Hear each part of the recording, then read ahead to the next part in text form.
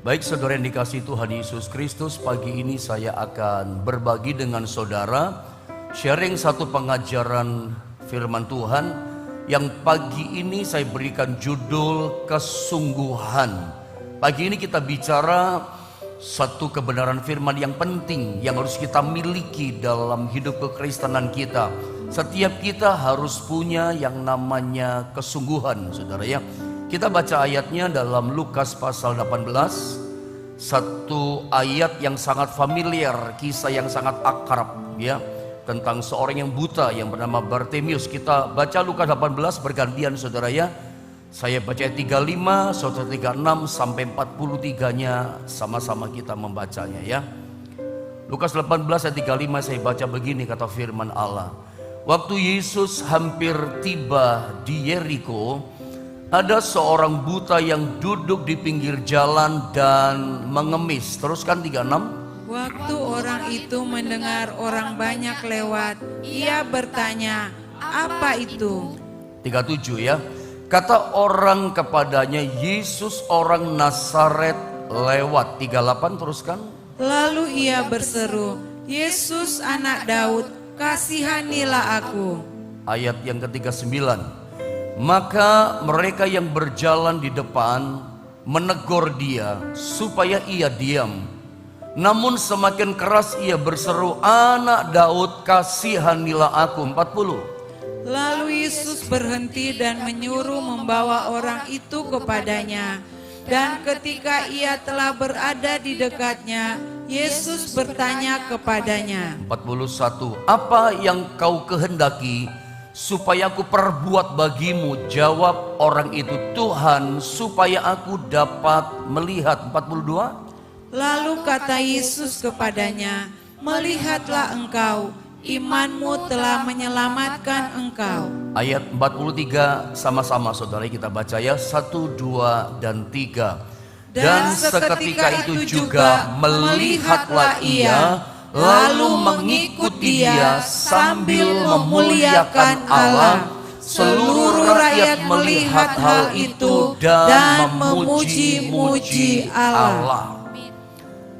Ada hal yang pertama saya mau sampaikan sama saudara, bahwa ternyata ada banyak orang Kristen punya persepsi yang salah tentang Tuhan.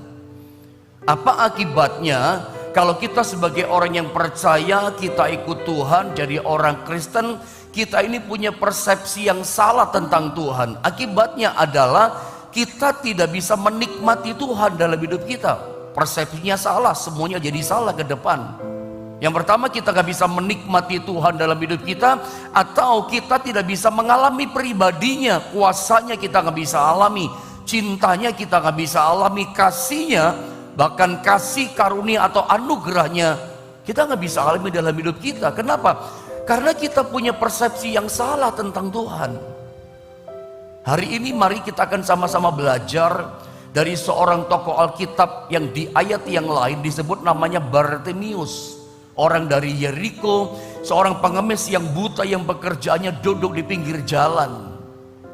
Seringkali kita itu punya persepsi yang salah begini, baru sekali minta tolong sama Tuhan, 2 kali, 3 kali, belum ada jawaban, belum ada pertolongan, belum menikmati berkat, kita udah muntung di tengah jalan, kita udah berhenti, kita sudah lemah, kita sudah putus asa, kita berpikir memang Tuhan gak mau tolong saya, memang masalah saya yang ini lebih berat masalahnya dibanding yang dulu, kalau yang tahun lalu Tuhan bisa tolong, yang sekarang lebih berat. Ini namanya Anda salah kaprah.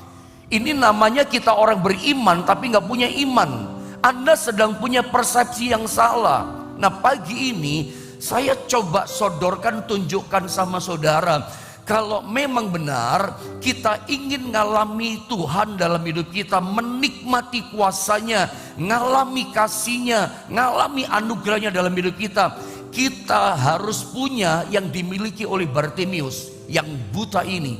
Apa yang dimiliki oleh orang ini? Dia punya yang namanya kesungguhan. Ini yang kita mau belajar. Kiranya apa yang dipunya oleh Bartimius yang buta, sampai matanya celik, sampai dia bisa melihat, mengalami mujizat, kesungguhan yang sama dalam Bartimius pagi ini pun tertanam ada dalam hidup setiap kita. Seringkali beban kehidupan yang kita hadapi, orang berkata, berat Pak beban hidup saya Pak. Saudara, sering saya katakan sama saudara bahwa kita nggak bisa pakai iman tahun 70-an, iman tahun 80-an, bahkan 90-an untuk menghadapi beban persoalan di abad ini, di masa sekarang ini. Kenapa? Di hari-hari ini masalah yang kita hadapi, kalau boleh saya katakan, masalahnya kompleks. Mungkin lebih berat dibanding puluhan tahun sebelumnya. Makanya iman ini kita mesti bertumbuh. Seringkali kita ngomong sama Tuhan, Tuhan janganlah berikan saya beban yang berat, biarlah beban saya beban yang ringan. Padahal tujuan Tuhan mengizinkan setiap beban-beban hidup yang datang dalam hidup kita, menguatkan roh kita. Saya pernah bilang sama saudara, yang namanya persoalan, ya problematika di dunia ini, itu hari bertambah hari, tahun bertambah tahun, itu bertumbuh. Jangan pernah bermimpi masalah yang ada dalam dunia ini tambah ringan. Enggak. Problematika, persoalan, kesulitan yang ada di dunia ini itu terus bertumbuh, saudara, yang makin hari makin berat, makin hari makin berat, tambah berat, tambah berat. Makanya kita nggak bisa pakai iman di masa lalu. Yang saya mau coba sampaikan, iman kita, rohani kita pun sama, harus mengalami pertumbuhan. Kalau tidak, habis kita. Makanya dalam kehidupan kita sebagai orang percaya, ketika kita menghadapi beban yang berat, kita butuh punya yang namanya ini, ujian kesungguhan hati. Itu harus dilewati oleh setiap orang percaya. Tidak gampang, saudara. Ketika Anda mengalami beban hidup yang berat, saya tidak tahu seberat apa beban yang sedang Anda hadapi hari-hari ini. Nah, menghadapi beban hidup yang berat seperti model Bartimius yang buta misalnya, bagaimana kita mengalami pertolongan kita? Saya mau kasih tahu, setiap kita pasti melewati yang namanya ujian kesungguhan tadi. Anda punya kesungguhan iman atau tidak? Anda punya kesungguhan hati atau tidak? Sebetulnya ketika kita bicara namanya kesungguhan hati, kesungguhan iman, ya, dibutuhkan, ini kesimpulan saya, dibutuhkan roh yang kuat untuk kita bisa menanggung beban hidup yang berat. Karena tidak semua orang bisa mengalami seperti Bartimius. Melewati kesungguhan tidak gampang, apalagi kita mengalami beban hidup yang berat. Saya tidak tahu beban saudara apa. Ada orang mengalami beban hidup yang berat dalam ekonominya hancur, keuangannya mungkin anjlok, ya. Ada orang beban hidupnya berat pada pekerjaan usahanya. Ada orang beban hidupnya berat pada kesehatannya. Saya sakit Pak, sudah lama tidak sembuh-sembuh Pak. Dokter katakan saya sakit ini Pak. Mungkin bagi Anda ini, bagi seseorang ini beban hidup yang berat. Nah, untuk kita mengalami pertolongan kita, menikmati kuasa Tuhan, mengalami pribadinya dan anugerahnya, kesembuhannya, mujizatnya, itu tidak mudah seperti membalik telapak tangan. Setiap kita ketika kita berbeban berat merindukan pertolongannya, semua kita tanpa kecuali itu harus, saya katakan, melewati yang namanya ujian kesungguhan. Inilah yang membedakan, saudara, ya, orang yang sekedar rindu sama Tuhan dengan orang yang sungguh-sungguh mengalami Tuhan. Perbedaannya di mana? Perbedaannya adalah ini, saudara, ya. Dia itu betul-betul memiliki satu, bukan sekedar dia rindu, tetapi dia itu betul-betul punya kesungguhan. Kesungguhan ini membedakan. Kalau kita belajar nanti Bartimius, ada banyak halangan, disuruh pergi, dicuekin sama Tuhan. Apakah dia mundur? Tidak loh. Bandingkan dengan kita. Makanya saya katakan dibutuhkan iman yang kuat, rohani yang kuat, untuk kita itu bisa menanggung beban hidup yang berat. Makanya saya kasih statement sama saudara, kalau kita menghadapi beban hidup, saudara, ya, lalu kita hidup di bawah tekanan, tertekan oleh masalah, kita jadi stres, kena masalah kita jadi depresi, saudara, ya, sampai kita kepikiran, nggak bisa tidur. Masalah yang itu juga Itu namanya ada di bawah tekanan, under stress namanya. Saya baca statement ini ya, kalau kita hidup di bawah tekanan oleh masalah kita, atau hidup tertekan oleh masalah kita, sampai stres, kita kepikiran sama masalah kita yang besar, bukan Tuhan yang besar, itu cuma menunjukkan indikasi bahwa tidak berimbangnya antara pertumbuhan rohani kita dengan besarnya masalah kita. Makanya saya tadi katakan apa? Masalah itu berkembang, makin berat. Jadi jangan heran 2023 problem yang kita hadapi, masalah yang kita hadapi itu lebih berat. Saya nggak tahu seberat apa masalah yang sedang kau hadapi, tapi tetap nggak berubah. Saya katakan, masalah sebesar apapun kalau membuat kau tertekan, itu menunjukkan bahwa saudara itu tidak bertumbuh rohaninya. Ya, makanya kesimpulan saya tidak berubah juga. Saya katakan dibutuhkan roh yang kuat, iman yang kuat, untuk kita bisa menanggung beban hidup yang berat. Doa saya setiap saudara rohnya kuat. Yang membuat kita kuat itu bukan bebannya, karena bebannya ringan misalnya. Makanya saya pernah bilang sama saudara, perhatikan gambar ini supaya mempermudah. Sebetulnya berat atau tidaknya satu beban masalah tidak diukur oleh beratnya beban itu. Contoh gambar yang Anda lihat. Bagi kita orang dewasa, mungkin barbel yang seberat 10 kg, menurut saya, bagi kita tangan satu sambil tertawa kita bisa. 10 kg mungkin masih ringan buat kita yang seukuran saya, seukuran Anda. Tapi bayangkan, barbel 10 kg ini dipikul sama anak umur 6 tahun, 7 tahun. Itu menjadi sangat-sangat berat buat dia. Beban yang sama, saudara, yang menentukan bukan bebannya, bukan ukuran bebannya, tetapi kitanya kuat atau tidak. Rohnya ini loh, otot kita kuat. Makanya saya mau bilang sama saudara, kecenderungan kita, seringkali kita ngomong sama Tuhan, Tuhan bebannya jangan dikasih yang berat-berat lah Tuhan, beban yang ringan lah buat saya. Padahal Tuhan punya tujuan. Setiap beban yang Tuhan izinkan dibebankan sama kita, setiap persoalan-persoalan kesulitan hidup yang Tuhan izinkan dibebankan dalam hidup kita, Tuhan punya tujuan. Tujuannya apa? Supaya roh kita jadi kuat, otot-otot iman kita kuat gitu loh. Maunya kita yang ringan, kita nggak mau yang berat bebannya. Kita maunya yang enteng-enteng saja. Padahal Tuhan punya visi yang besar supaya rohani kita, iman kita bertumbuh dalam Tuhan.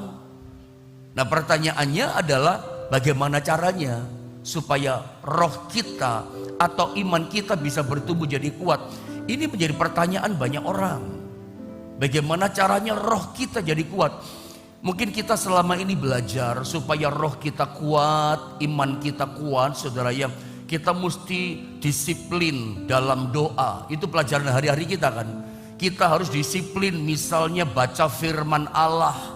Ya, itu saya pikir yang 90% kebanyakan yang kita tahu. Jadi kalau seandainya begini, kira-kira saya sodorkan pertanyaan kepada saudara pagi ini, Bapak Ibu Saudara, bagaimana caranya supaya iman kita, roh kita bisa bertumbuh makin hari makin kuat? Saya yakin mayoritas di antara kita, mungkin 90% di antara kita akan menjawab, ya kita harus punya aktivitas rohaninya disiplin, rutinitas rohaninya disiplin. Baca Alkitabnya nggak boleh bolong, itu jawaban kita, iya kan?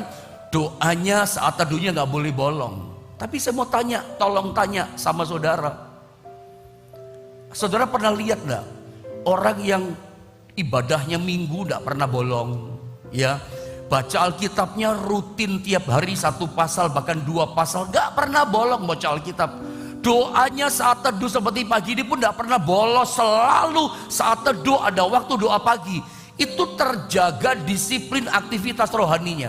Pertanyaan saya begini, Anda pernah nggak lihat orang yang seperti ini tadi, tetapi dia itu dikuasai ketakutan, padahal doanya kenceng, iya kan? Aktivitas baca Alkitabnya tidak pernah bolos, selalu 1 pasal 2 pasal dia baca tiap hari. Tetapi begitu dihantam masalah, kena kesulitan, baru sakit di badan, wih udah kepikiran luar biasa, sampai malam nggak bisa tidur, sampai pagi berkata, nggak bisa tidur saya Pak. Loh kenapa nggak bisa tidur? Kepikiran sama masalah yang kemarin.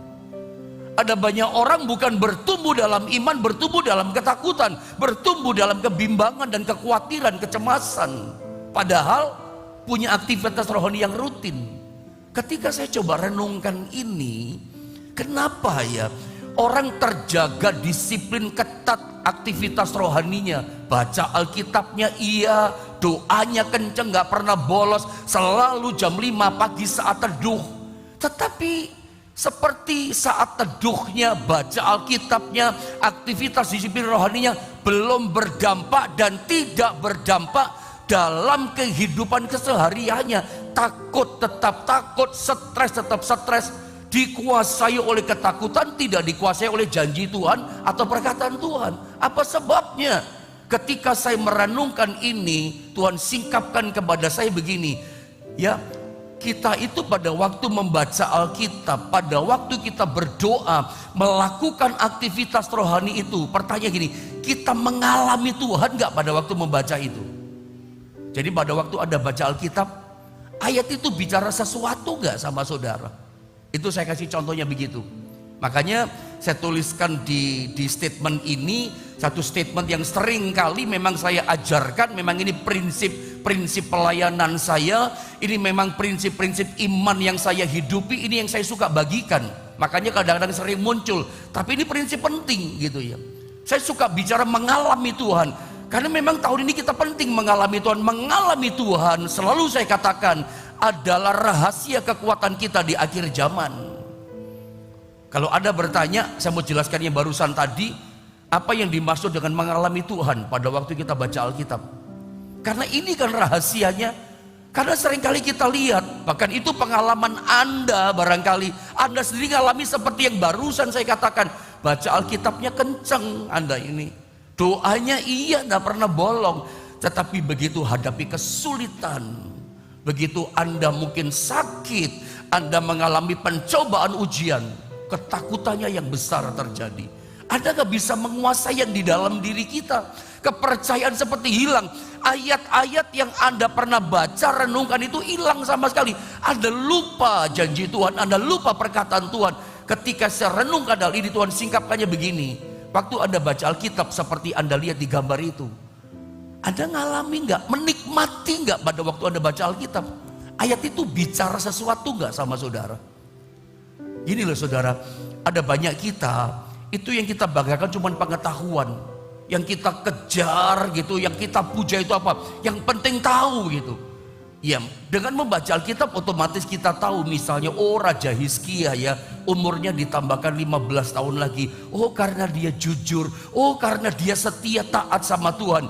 Itu pengetahuan tuh. Dan itu yang seringkali kita puja. Saya sedang tidak berkata kita gak butuh baca Alkitab. Baca Alkitab firman Allah harus disiplin. Tapi saya dorong saudara sampai ngalami menikmati itu firman, ngalami Tuhan, sampai ayat itu jadi rema. Logos itu ngisi pikiran kita, rema itu mengisi roh kita, kekuatan roh kita. Yang Anda butuhkan bukan sekedar pengetahuan. Pada waktu baca Alkitab Anda butuhkan pewahyuannya. Anda bukan sekedar butuh tahu, butuh pewahyuannya, merema, jadi mewahyukan dalam hati kita. Itu yang menghidupkan roh kita. Kalau Anda tahu, tadinya lemah iman, tapi waktu baca firman Allah atau dengar firman Allah seperti ini, itu bukan sekedar pengetahuan mengisi otak kita, tapi menjadi pewahyuan, teremakan dalam diri kita. Wah, itu membangkitkan roh kita, menjadi semangat kita, menjadi bergelora, takutnya jadi hilang. Makanya pastikan, saya ulang ya, jangan dibalik-balik perkataan saya, bukan kita nggak perlu baca Alkitab. Saya katakan tegas ya, baca Alkitab harus, saat teduh harus ada waktu disiplin, berdoa, ibadah hari Minggu, tergembala dengan baik, itu harus saudara ya. Tetapi pada waktu kita melakukan semua aktivitas rohani itu, pastikan sampai ibadah Minggu di gereja sekalipun, Anda harus mengalami pribadinya, menikmati pribadinya. Tanpa menikmati, ya Anda cuman gak dapat apa-apa, cuman pengetahuan. Termasuk doa, gambar yang saya kasih sama saudara itu. Pada waktu Anda berdoa, ngalami jamahannya enggak? Ngalami lawatannya enggak? Seringkali waktu kita datang berdoa, rendahkan diri sama Tuhan, beban hidup kita yang berat, Kita tadinya datang masih kacau pikiran kita, dipenuhi kekhawatiran, kesusahan. Tapi begitu kita mulai rendahkan diri, kita mulai menyembah Tuhan, kita rasakan damai di hati. Yang tadinya waduh khawatir jadi tenang. Saya pribadi, kalau saya berdoa pribadi, menyembah Tuhan secara pribadi, saya amin ketika hati saya rasa tenang, hati saya rasa damai, saya baru amin. Sebelum saya merasakan ada jawaban damai di hati saya, nggak amin. Itu namanya mengalami Tuhan. Jadi bukan sekedar doa haleluya puji Tuhan, kau dahsyat, kau ajaib Tuhan, amin.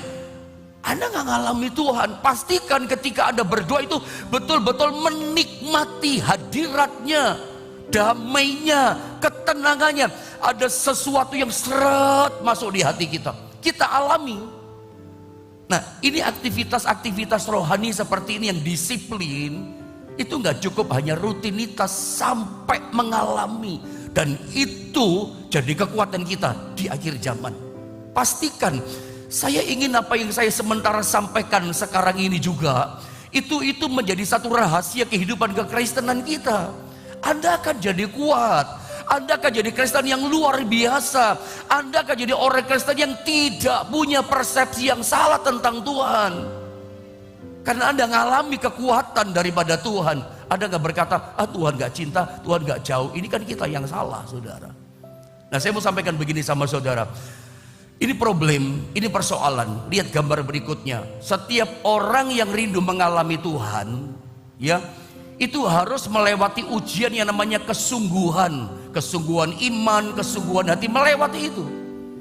Tujuan saya menyampaikan ini itu begini, saudara ya. Enggak setiap orang yang rindu mengalami Tuhan, oh pasti dia mengalami Tuhan, enggak. Ada banyak orang rindu tapi enggak ngalami kok. Ya. Karena untuk mengalami yang namanya menikmati kuasanya, mengalami pribadinya, mengalami berkatnya, mengalami mujizatnya, percayalah begini, seperti ayat yang kita baca tadi, itu melewati ujian kesungguhan. Kadang-kadang seperti Tuhan cuek, kadang-kadang rindu ngalami Tuhan, kok belum juga ya dijawab. Kita berdoa, kok belum juga ngalami lawatan. Butuh kesungguhan, kekuatan, keteguhan, iman, keteguhan roh kita, kesungguhan ini penting. Nah, coba Anda lihat dengan cepat kisah yang barusan kita baca tadi. Mungkin karena waktu saya tidak baca ulang lagi ini ayat ya. Kurang lebih dalam Lukas pasal 18 ayat 35 sampai 43 ya.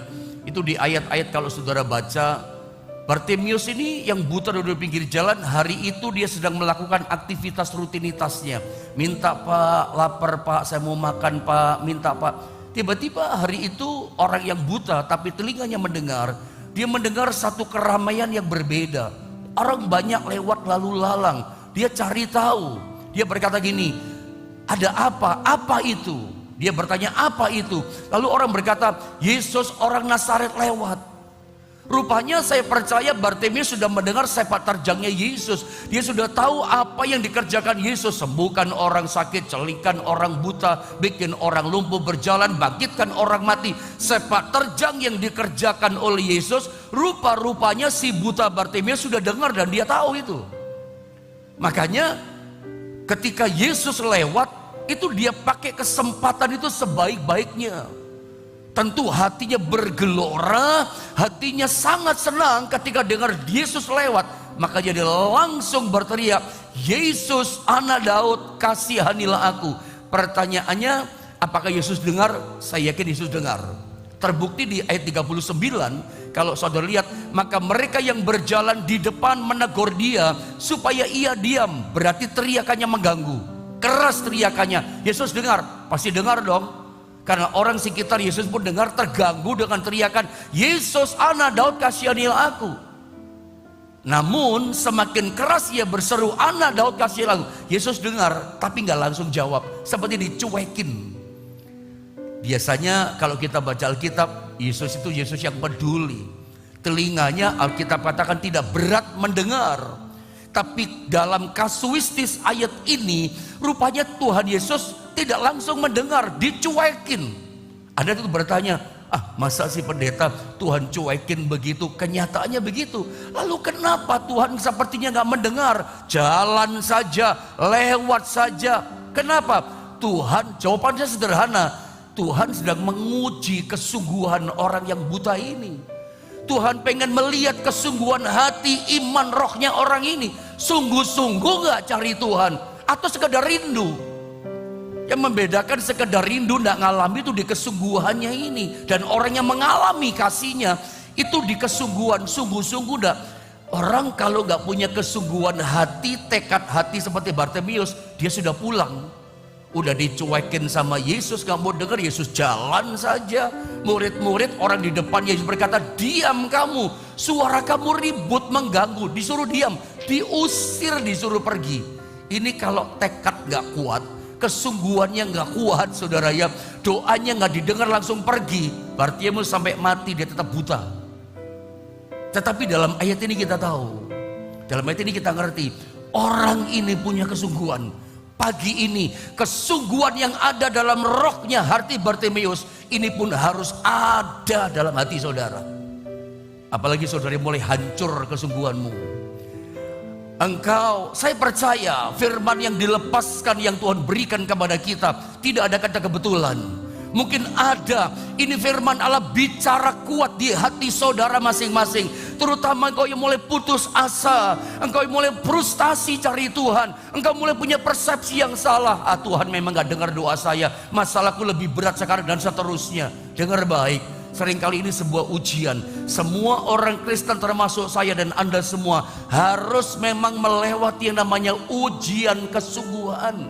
Sungguh-sungguh atau tidak? Mau sembuh saudara, punya kesungguhan sama Tuhan, kesungguhan hati. Mau diberkati, mau dipulihkan, Anda mau diangkat kembali oleh Tuhan, ingin mengalami promosi. Semua kita tanpa kecuali memang harus melewati ujian kesungguhan. Bukan cuma rindu, sungguh-sungguh enggak. Rindu penting, tapi kerinduanmu itu dengan sungguh-sungguh hati atau tidak. Ini yang membedakan orang yang cuma rindu dengan orang yang mengalami kasih Tuhan. Di kesungguhan ini Bartimeus sungguh-sungguh ternyata dia diusir, dia teriak lebih keras, disuruh pergi, teriak lebih keras, tidak berhenti doanya, terus berseru. Sampai kapan? Sampai Yesus datang sama dia, berkata, panggil dia ke sini. Dan dia berkata, apa yang kau kehendaki perbuat bagimu? Aku pengen melihat. Jadilah kamu melihat.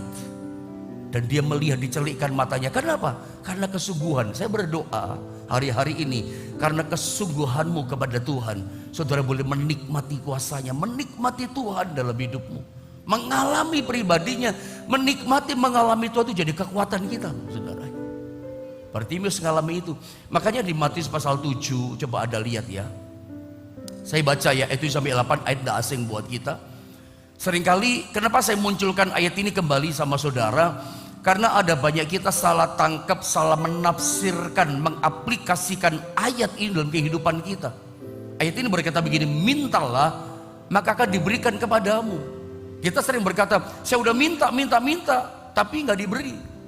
Lalu dikatakan apa? Carilah maka kamu akan mendapat, ketuklah maka pintu akan dibukakan bagimu. Karena setiap orang yang meminta menerima, dan setiap orang yang mencari mendapat, dan setiap orang yang mengetuk baginya pintu dibukakan. Ayat ini enak banget ya. Makanya sering orang salah tangkap mengaplikasikan dalam hidup iman Kristennya. Saya udah mencari, tapi nggak menemukan Tuhan, nggak mendapatkan Tuhan. Ternyata di dalam terjemahan yang lain itu ada kata terus menerus, ada kata keep on. Terus menerus, mintalah dan terus meminta maka akan diberikan kepadamu. Keep on, terus menerus, carilah dan terus mencari maka kamu akan mendapat. Ketuklah dan terus mengetuk maka pintu akan dibukakan bagimu. Kata keep on, kata terus menerus, bukankah ini bicara kesungguhan hati, bicara kesungguhan iman? Maju tak gentar pantang mundur, belum dijawab tetap setia, tetap taat, tidak ada kata mundur. Belum ditolong, tetap cari Tuhan, tetap percaya sama Tuhan. Kalau saudara mulai bimbang, mulai takut, mulai ragu, berarti kesungguhannya nggak ada dong. Ayat ini berkata kepada kita untuk mengalami Tuhan, menikmati kasih-Nya, kuasanya, kesembuhannya, berkatnya, kita mesti terus menerus. Ini bicara kesungguhan. Itu terjadi pada Bartimeus. Terus dia maju Sama dengan perumpamaan yang Anda lihat bagian terakhir ini, saya bagi sama saudara. Hakim yang lalim dan janda yang tanahnya diserobot oleh penguasa. Dia datang kepada hakim yang lalim. Nanti Anda tolong baca Lukas 18. Tapi hakim yang lalim gak mau tolong dia. Alkitab katakan apa? Dia terus menerus datang kepada hakim. Hari ini ditolak, besok terus datang lagi. Ditolak lagi, datang, terus datang. Sampai hakim berkata, wah ini ganggu ini orang. Biar aku bela haknya. Akhirnya ditolong janda ini. Dan selesai urusannya. Tertolong, kenapa? Terus menerus pantang mundur. Udah ditolak, udah dimarahin, udah dimaki-maki. Terus datang. Saya percaya dengan adanya punya mentalitas, karakter, kesungguhan ini. Ya, pagi ini datang, besok datang lagi dengan roh yang bergelora.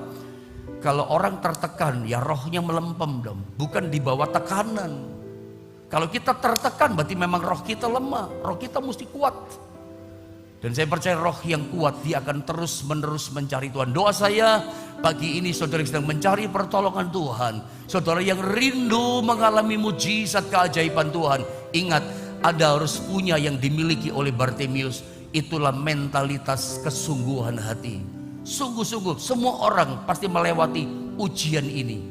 Dan ujian itu pun berlaku buat Anda pagi ini. Terus cari Tuhan dan percaya pada waktunya mujizat keajaibannya ada nikmati dalam kehidupan setiap saudara.